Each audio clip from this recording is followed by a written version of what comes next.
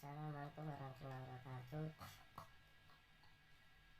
Nama saya Watahdan, Universitas Negeri Malang, NIM 192101114.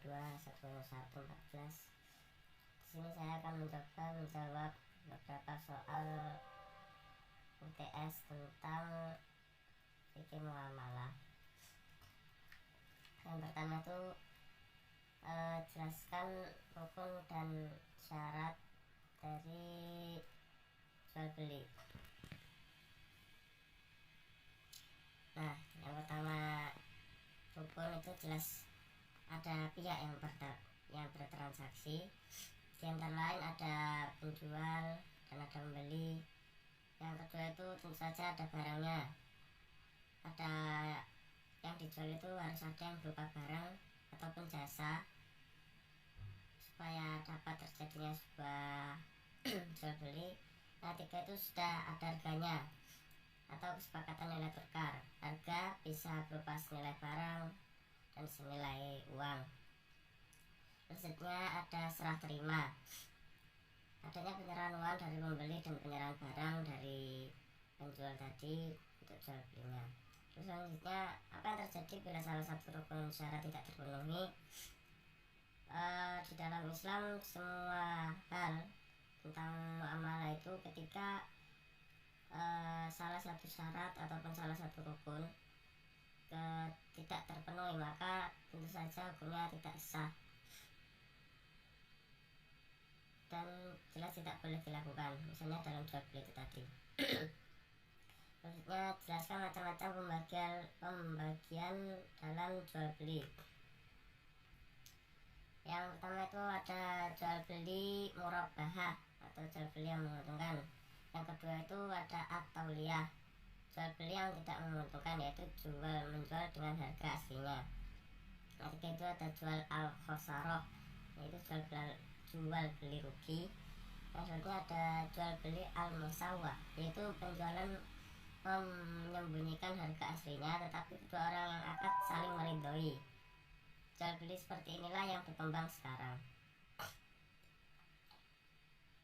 Nah, selanjutnya dalam akad jual beli ternyata penjual belum memiliki barang yang ditransaksikan. Nah, di dalam hal ini ada beberapa pendapat.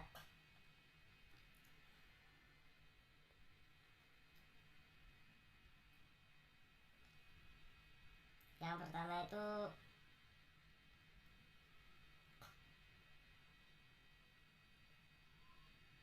hukum dari memakainya dalam plat muamalah boleh, sementara itu jual beli barang yang belum pernah disaksikan ainun ghaib, maka hukumnya itu tidak boleh.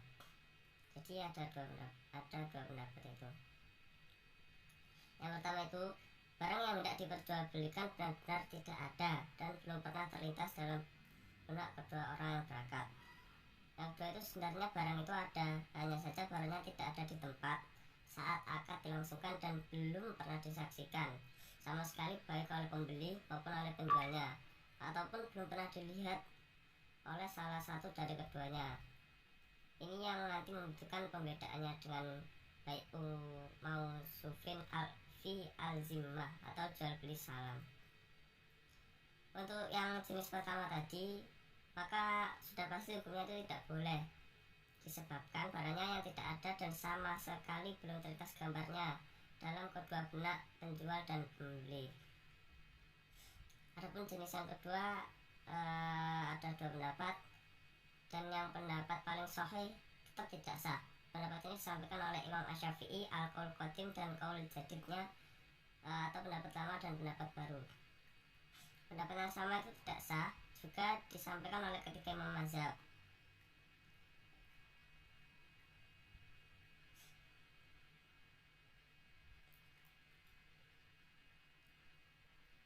Lalu selanjutnya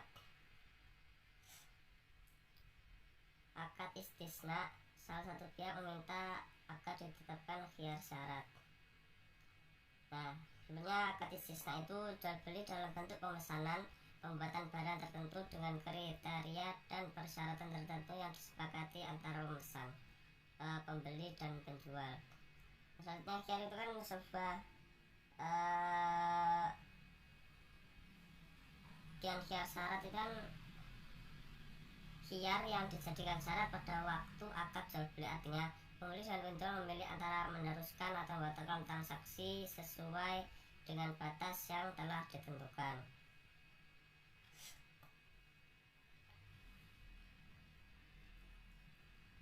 Jelaskan aplikasi akad murabahah dalam keuangan kontemporer. Nah, sebelumnya kita ketahui dulu, akad murabahah adalah perjanjian jual beli antar bank dengan nasabah. Bank syariah membeli barang yang diperlukan nasabah, kemudian menjualnya kepada nasabah yang bersangkutan sebesar harga perolehan ditambah dengan margin keuntungan yang disepakati antara bank syariah dan nasabah. Lalu mengapa sih dilakukannya akad murabahah ini?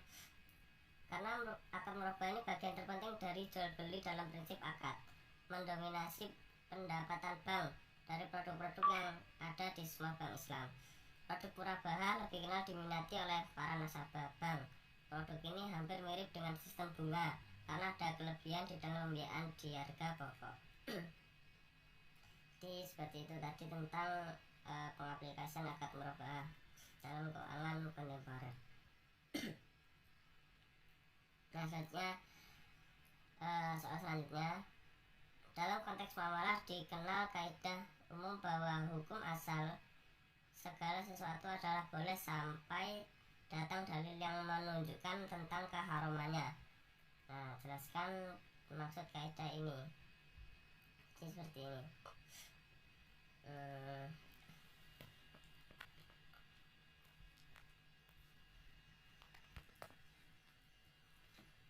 Nah, ini tuh langsung saja kepada penerapannya. Misalnya dalam sebuah permasalahan seperti ini, ada seorang wanita yang ingin mengendalikan masa haid agar bisa berpuasa full saat bulan Ramadan. Lalu dia itu meminum pil obat itu tadi setelah konsultasi dengan dokter yang merekomendasikannya. Terbukti memang tidak ada efek samping apapun bagi dirinya. Hal ini sama sekali tidak ada dalil khusus dan dalil umum yang melarangnya.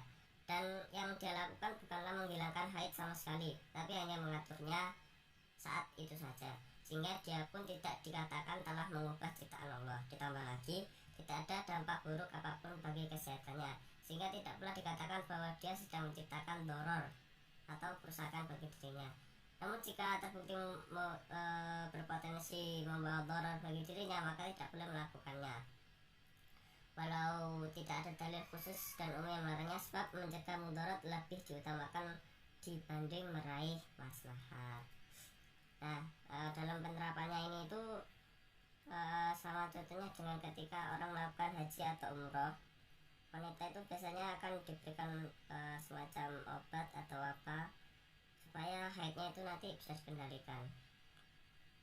Bisa saja akan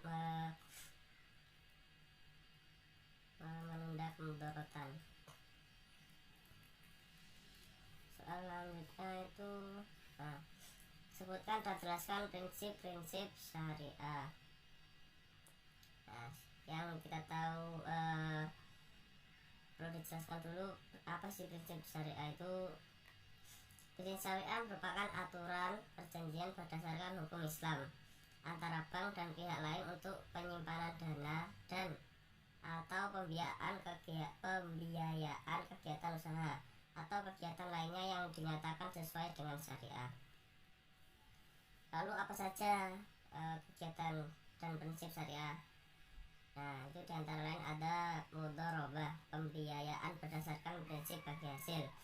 Yang kedua ada musyarakah, pembiayaan berdasarkan prinsip penyertaan modal. Yang ketiga ada murabahah, prinsip jual beli barang dengan memperoleh keuntungan. Yang terakhir pembiayaan barang modal berdasarkan prinsip sewa murni tanpa pilihan atau ijarah, atau dengan adanya pilihan pemindahan kepemilikan atas barang yang disewa dari pihak bank oleh pihak lain, atau ijarah wa iktina. Lalu ada beberapa lembaga dalam lembaga keuangan yang menerapkan prinsip syariah. Dan antara itu ada bank syariah, bank pembiayaan rakyat syariah, unit usaha syariah. Selanjutnya ada Baitul Mal buat takwim atau dikenal dengan BMT. Lanjut ke soal selanjutnya. Sebutkan dan jelaskan 5 larangan dalam membuat akad muamalah maliyah. Tentu saja banyak hal yang dilarang. Yang pertama itu ada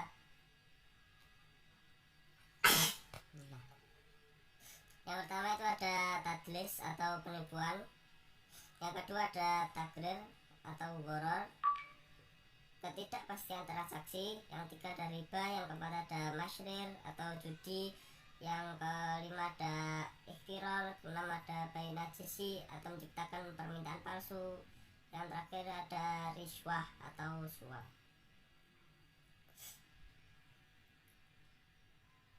Selanjutnya, jelaskan apa yang dimaksud dengan khiyar.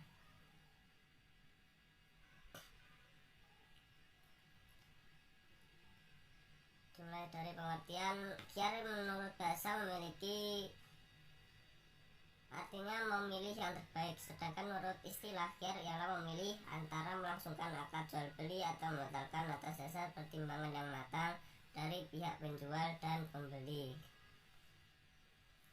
Soal selanjutnya, sebutkan dan jelaskan macam-macam khiyar. Khiyar itu ada 3 macam. Yang pertama itu khiyar majlis, artinya memilih untuk melangsungkan atau membatalkan akad jual beli sebelum keduanya berpisah dari tempat akad. Jadi ketika melakukan jual beli langsung khiyarnya itu di tempat tersebut. Yang kedua ada khiyar syarat, yaitu khiyar yang dijadikan syarat waktu akad jual beli. Artinya si pembeli atau si penjual boleh memilih antara meneruskan atau mengurungkan jual belinya selama persyaratan itu belum dibatalkan setelah mempertimbangkan dalam 2 atau 3 hari. Jadi ya ditunda kasarannya khiyar syarat itu, tapi masih dalam bersyaratkan, maksudnya masih dalam hubungan khiyar itu tadi, itu yang melakukan khiyar syarat. Selanjutnya ada khiyar IB, yaitu memilih melangsungkan akad jual beli atau mengurungkan bila mana terdapat bukti cacat pada barang tersebut. Jadi misalnya kalau jual beli HP, ketika ada barang yang cacat atau LCD rusak atau yang lain-lain, maka barang itu boleh dikembalikan. Nah, itu yang dinamakan khiyar IB. Selanjutnya, jelaskan penerapan khiyar dalam jual beli online. Nah, ini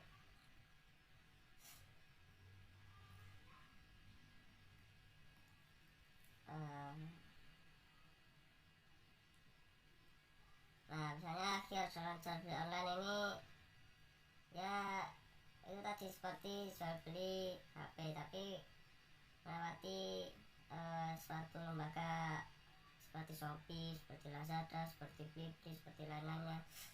Apakah boleh seperti itu? Ya tetap saja boleh. Yang penting itu kan syarat-syarat dari jual belinya itu tadi tetap terlaksana, tetap ada. Jadi jual beli online itu tadi tetap diperbolehkan. Dan tentu saja barang yang diperjualbelikan itu tadi tidak dilarang oleh agama. Selanjutnya, soal selanjutnya itu jelaskan akad ijarah, syarat dan rukun. Nah, apa sih akad ijarah itu? Yaitu transaksi sewa menyewa suatu barang dan ataupun upah mengupah atas suatu jasa dalam waktu tertentu melalui pembayaran sewa atau imbalan jasa. Nah, seperti itu. Ya, sewa menyewa barang lah, upah itu juga bisa dengan memberikan imbalan. Selanjutnya, syarat dan rukun.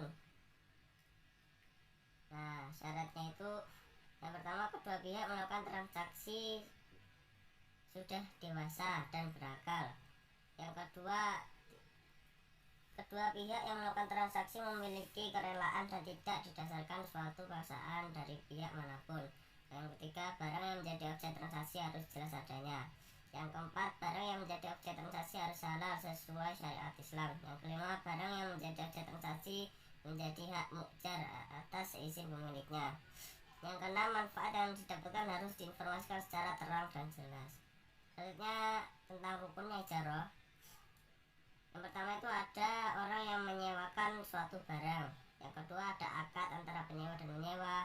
Yang ketiga itu ada ijab qabul. Yang keempat ada upah. Yang kelima itu ada manfaat baik antara pihak yang menyewa dan pihak penyewa tadi.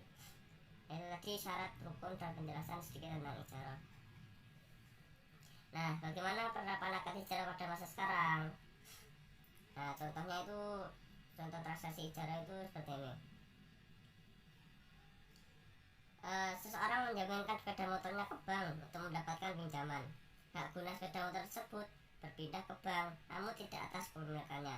Setelah nasabah melunaskan pinjamannya, maka hak guna sepeda motor tersebut kembali ke nasabah. Jadi ketika ada orang yang membutuhkan uang, misalnya lalu orangnya itu meminjam kepada bank, dan selanjutnya sepeda motor tadi itu boleh dipakai, jadi hak guna sepeda motor tadi itu boleh pindah ke bank, jadi terserah mau dipakai mau diapakan, tapi kepemilikannya itu tetap kepada orang yang meminjam uang itu tadi. Dan ketika nasabah itu tadi sudah melunasi utangnya, maka hak guna dan kepemilikan tersebut kembali ke nasabah itu tadi. Lalu selanjutnya akad ijarah mutahiyah bitamlik. Nah, jadi seperti ini. Ijarah mutahiyah bitamlik itu juga dikenal dengan IMBT. Adalah sebuah istilah modern yang tidak terdapat di kalangan fuqaha terdahulu. Selain tersusun dari dua kata. Yang pertama itu al-ijarah atau sewa menyewa. Yang kedua itu ada tamlik atau kepemilikan. Jadi secara bahasa berarti menjadikan orang lain memiliki sesuatu.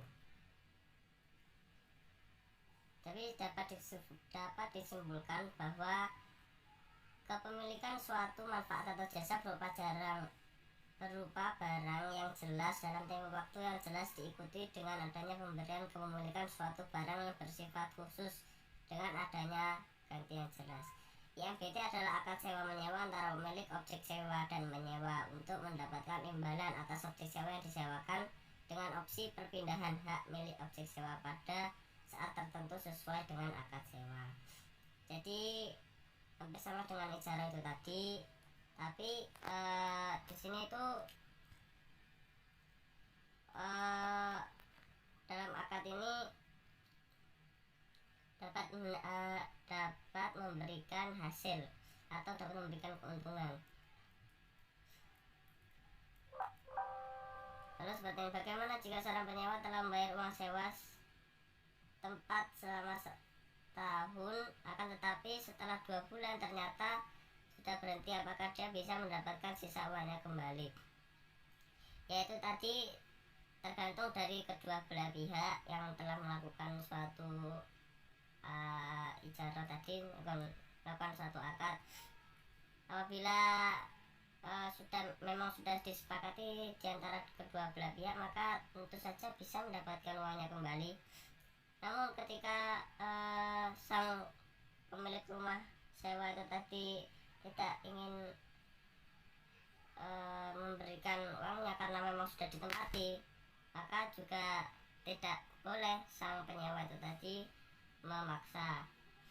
Jadi itu yang bisa saya sampaikan. Terima kasih. Mohon maaf bila ada salah kata sengaja maupun tidak sengaja. Sekian dari saya. Wassalamualaikum warahmatullahi wabarakatuh.